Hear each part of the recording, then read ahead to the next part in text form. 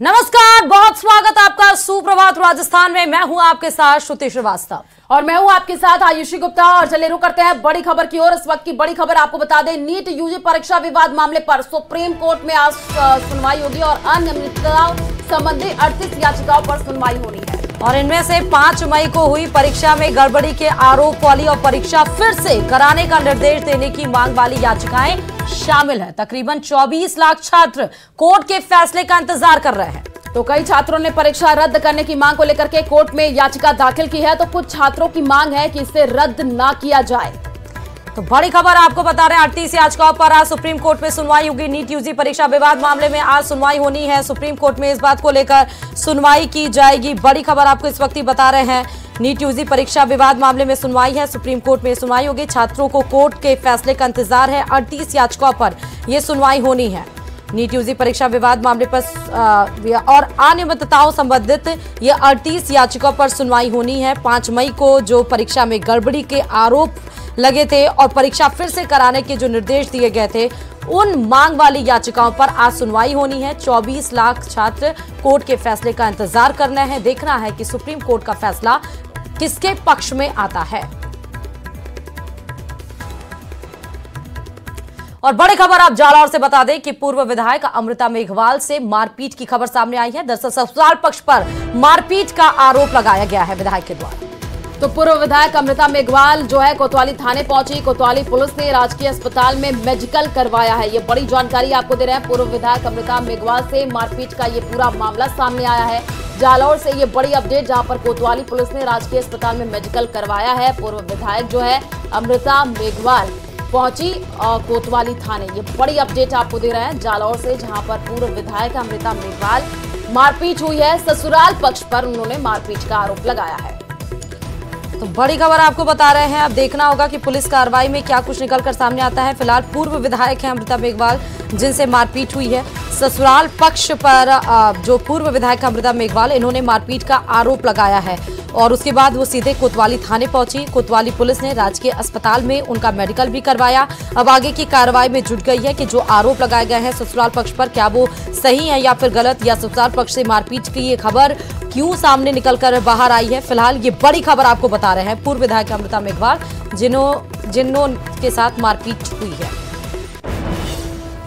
और शाहपुरा से बड़ी खबर सामने आ रही है। रोडवेज बस और ट्रेलर में टक्कर हुई है। हादसे में महिला समेत 2 लोगों की मौत और 20 यात्री घायल बताए जा रहे हैं। पुलिस ने सभी घायलों को अस्पताल में भर्ती करा दिया है। गंभीर रूप से घायल 11 लोगों को रेफर कर दिया गया है और अभी तक मृतकों की पहचान फिलहाल नहीं हो पाई है। तस्वीरें हम आपको दिखा रहे हैं, जहां शाहपुरा से बड़ी खबर है, रोडवेज बस और ट्रेलर में ये टक्कर हुई है।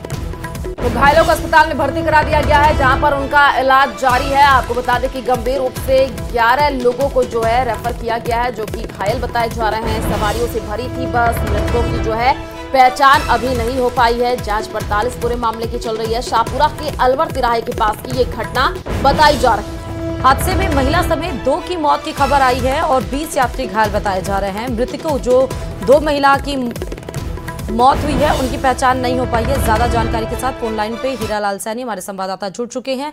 हीरालाल, क्या है जानकारी इस खबर पर?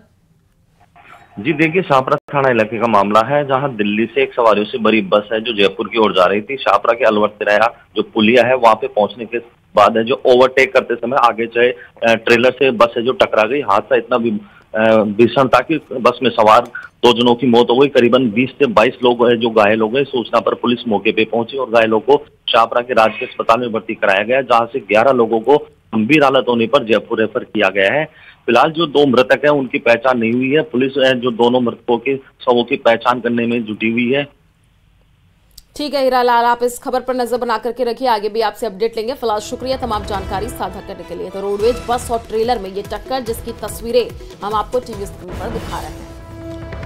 और अब बात जयपुर से बड़ी खबर की बताते चले, जहां पर 13 जुलाई को बीजेपी प्रदेश कमेटी की बड़ी बैठक होगी और इस बैठक में विभिन्न मुद्दों पर चर्चा भी होनी है। तो 11 सीटों की हार से पार्टी कार्य समिति में ये सबक लेगी। ये बड़ी जानकारी आपको दे रहे हैं। आपको बता दें कि 13 जुलाई को बीजेपी प्रदेश कमेटी की बैठक होने जा रही है। काफी महत्वपूर्ण ये बैठक होगी क्योंकि कई मुद्दों पर यहाँ पर चर्चा भी की जाएगी। 11 सीटों की हार से पार्टी कार्य समिति में जो है सबक लेगी और उसमें चर्चा विमर्श किया जाएगा क्योंकि देखिए अभी जो चुनाव के नतीजे आए लोकसभा के उसमें 25 की 25 सीटें बीजेपी जीतने का दावा कर रही थी, लेकिन जो है हार का सामना भी करना पड़ा। अब चिंतन मंथन किया जाएगा कि आखिर कहां कमी रह गई जो इस वजह से सीटें हारनी पड़ी हैं। बैठक में विभिन्न मुद्दों पर चर्चा भी होनी है। आपको बता दें कि 13 जुलाई को बीजेपी प्रदेश कमेटी की यह बैठक काफी महत्वपूर्ण होने जा रही है। तो इसके पहले भी आप देख रहे हैं कि बीजेपी की बैठकों का दौर जारी रहा और अब ये बड़ी बैठक 13 जुलाई को बुलाई गई है। बीजेपी प्रदेश कमेटी की बड़ी बैठक है। और चलिए रुक करते हैं अगली खबर की ओर। शिक्षा मंत्री मदन दिलावर ने कांग्रेस को खुला चैलेंज दिया है। दरअसल आज शिक्षा मंत्री झुंझुनू के दौरे पर और इस दौरान वे बगड़ कस्बे में पहुंचे जहां पर उन्होंने बयान दिया और नगर पालिका चेयरमैन गोविंद सिंह राठौर की अगुवाई में दिलावर का स्वागत भी किया गया।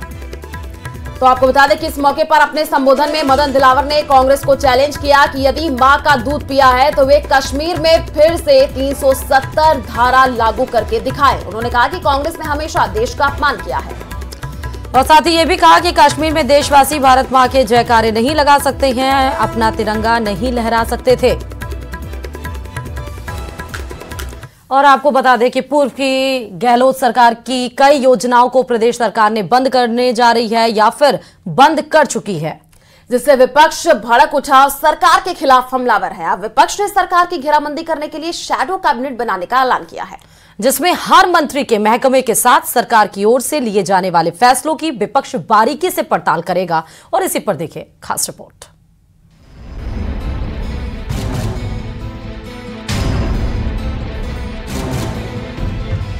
नेता प्रतिपक्ष टीकाराम जूली शैडो कैबिनेट बनाने की तैयारी में जुटे हैं। पूर्ववर्ती गहलोत सरकार की कई योजनाओं को भजनलाल सरकार ने बंद कर दिया है, जिससे बौखलाया विपक्ष अब सरकार के खिलाफ सड़क से लेकर सदन तक मोर्चा खोलेगा। विपक्ष ने शैडो कैबिनेट के गठन का फैसला किया है। जल्द नए ऊर्जावान विधायकों के साथ तजुर्बे वाले विधायकों को महकमों का बंटवारा होगा। नेता प्रतिपक्ष टीकाराम जूली ने कहा कि सरकार के हर फैसले पर विपक्ष की निगाह होगी और जनहित के खिलाफ सरकार कोई भी कदम उठाएगी तो उसका हर तरफ विरोध करेंगे। देखिए, हमारे शैडो कैबिनेट के अंदर हमारे जो अनुभवी विधायक हैं, पहले मंत्री भी रहे हैं, सीनियर विधायक हैं और युवा जो हमारे साथी हैं, उन सबको इनके विभागों की जिम्मेदारी देंगे ताकि उस विभाग के अंदर जनता के हित की कौन सी योजनाएं हो रही हैं और जनता के हित की कौन सी योजनाएं जिसको बंद करना चाह रहे हैं, वो सारे मुद्दे वो निकाल के लेके आएंगे और उनको विधानसभा के अंदर उठाएंगे। आखिर विपक्ष क्यों हुआ शैडो कैबिनेट बनाने पर मजबूर? विपक्ष का आरोप है कि सरकार ने गहलोत सरकार की कई योजनाओं को डिब्बे में बंद कर दिया है तो कईयों पर तलवार लटका दी है। इसमें नए बनाए गए जिले, अंग्रेजी माध्यम की महात्मा गांधी स्कूलें, गहलोत राज में खोले गए कॉलेज, आवास से जुड़े पट्टों के मामले, चिरंजीवी योजना, अन्नपूर्णा किट, स्मार्टफोन योजना जैसी कई स्कीमें हैं जो सरकार को रास नहीं आई।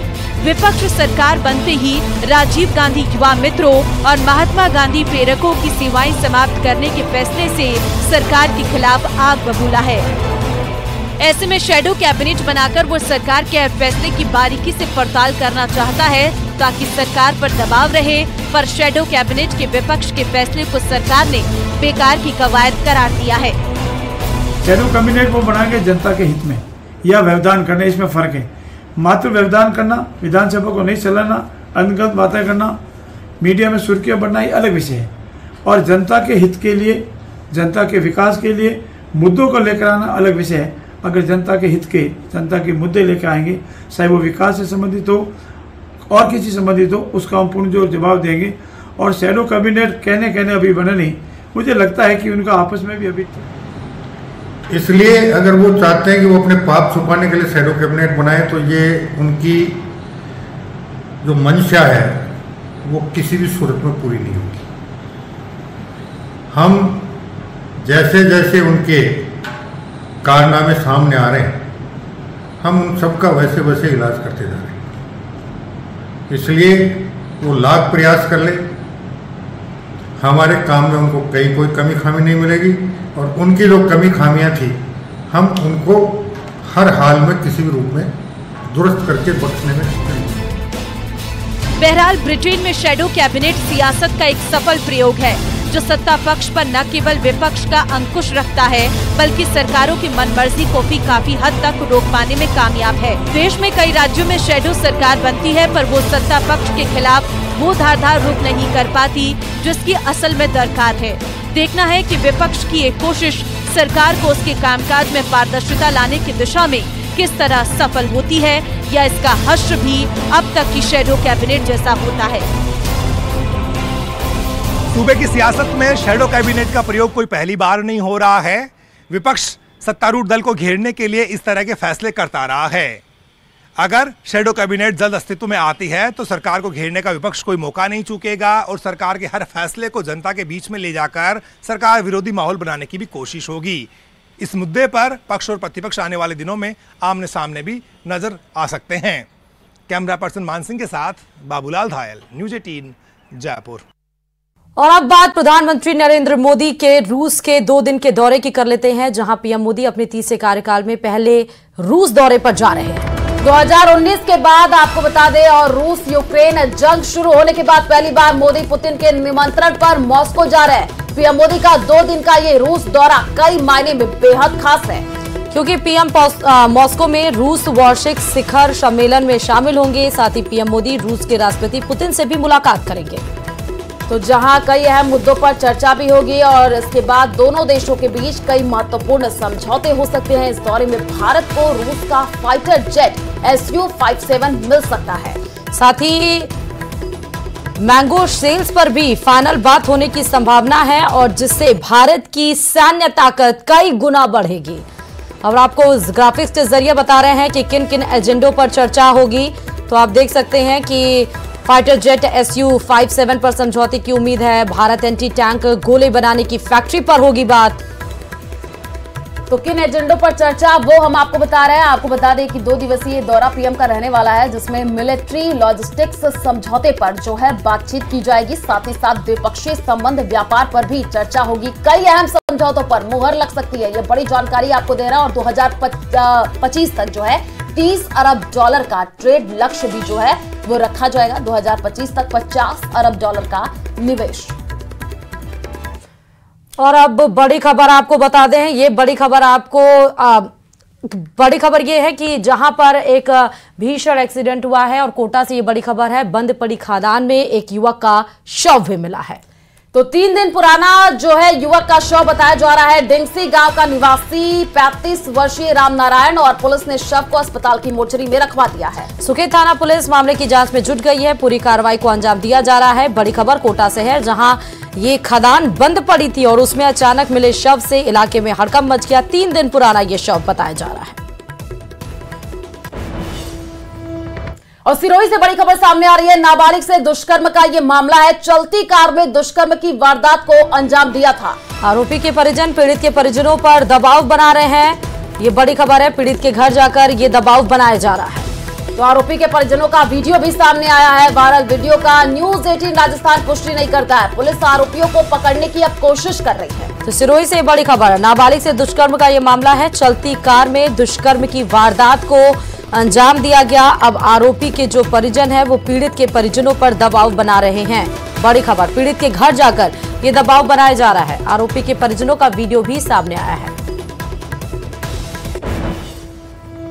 और बजट को लेकर ये खबर आपको बताते चले, जहां प्रदेश में आने वाले आगामी बजट को लेकर सरकार की ओर से तैयारियां पूरी हो चुकी हैं। लिहाजा ऐसे में ये जानना बेहद जरूरी है कि आखिर बजट में महिलाओं की क्या उम्मीदें हैं। कामकाजी महिलाएं, गृहिणियां, स्टूडेंट्स आखिर बजट से क्या उम्मीद रख रहे हैं। महिलाओं का कहना है कि सरकार को महिला शिक्षा, महिला स्वास्थ्य, महिला रोजगार के क्षेत्र में नई स्कीम्स लानी चाहिए जिससे कि महिला जो है सशक्त बन सके। साथ ही महिलाओं का ये कहना है कि इस बार बजट से उम्मीद इसलिए भी है क्योंकि इस बार बतौर महिला फाइनेंस मिनिस्टर दिया कुमारी बजट पेश करने जा रही हैं। जिम्मेदारियां पूरी हो चुकी है, लेकिन दूसरी और आधी आबादी का नेतृत्व करने वाली महिलाएं आखिर सरकार के इस बजट से क्या उम्मीदें लगाकर बैठी है, उनसे हम जानेंगे। प्रदेश की महिलाओं के साथ मैं मौजूद हूँ, जिसमें मेरे साथ कामकाजी महिलाएं और गृहिणियाँ और स्टूडेंट्स मेरे साथ मौजूद है। मैम से हम जानेंगे सबसे पहले, मैम बजट आने वाला है 10 तारीख को, क्या कुछ उम्मीदें हैं इस बार सरकार से? देखिए, उम्मीदें बहुत सारी है। सुश्री दिया कुमारी जी जो कि हमारे बजट पेश करेंगे 10 तारीख को, तो उनसे काफ़ी उम्मीदें बनती है। यहाँ पे हम लोग चाहते हैं कि देखिए, महिला स्वास्थ्य, शिक्षा, सुरक्षा और सशक्तिकरण, इन चारों पे वर्क किया जाए। जहाँ पे अगर हम शिक्षा की बात करते हैं तो बच्चियों को ज़्यादा से ज़्यादा स्कॉलरशिप मिलनी चाहिए ताकि वे आगे शिक्षा को आगे बढ़ा पाएँ। उच्च शिक्षा में उनको स्कॉलरशिप मिलनी चाहिए।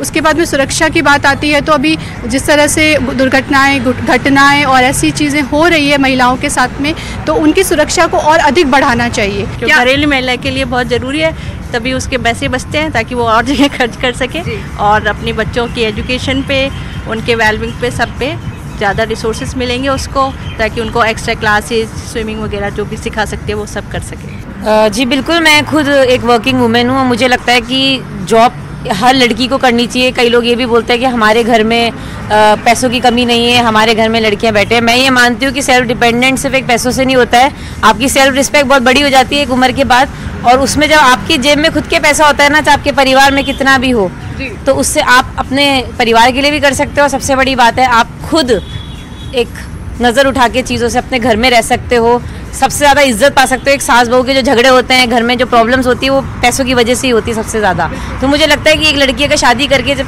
चाहे उसके घर में कितना ही पैसा हो, उसको काम करना चाहिए। जानकारी आपको दे दें, जयपुर में आज शाम जो है जगन्नाथ रथ यात्रा निकलेगी। कलेक्ट्रेट से यात्रा शाम 5 बजे रवाना होगी। हरे कृष्ण मंदिर अक्षय पात्र की ओर से इसका आयोजन हो रहा है। शाही लावजमे के साथ ये रथ यात्रा निकाली जाएगी। तो मंदिर समिति की ओर से देखिए विशेष तैयारी भी की जा रही है, ये बड़ी जानकारी आपको दे रहे हैं। और मंदिर समिति की ओर से तैयारियां देखने को मिल रही हैं, कई दिनों पहले से ही तैयारियां शुरू कर दी गई हैं। और चलिए अब आप बात भगवान जगन्नाथ यात्रा की कर लेते हैं, जहां आपको टीवी स्क्रीन पर हम इस यात्रा से जुड़ी 6 तस्वीरें दिखाने जा रहे हैं।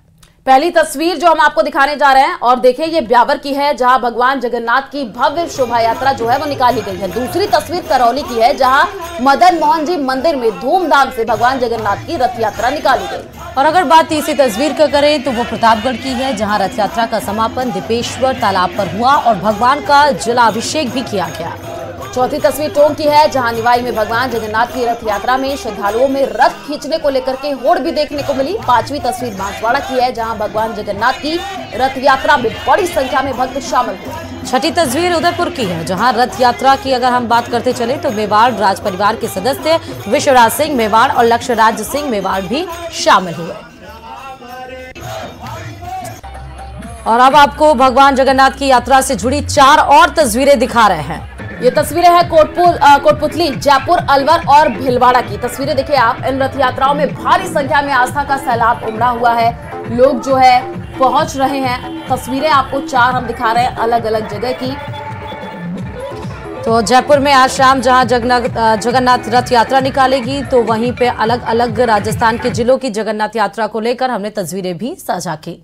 और चलिए रुक करते हैं अगली खबर की ओर। भीलवाड़ा में एक कैफे संचालक को 2 युवकों को कैफे में सिगरेट पीने से मना करना उन्हें भारी पड़ गया। जब आक्रोशित दोनों बदमाशों ने कैफे पर उत्पात मचाया, उसके बाद उन्हें ही ये उत्पात मचाना भारी पड़ा।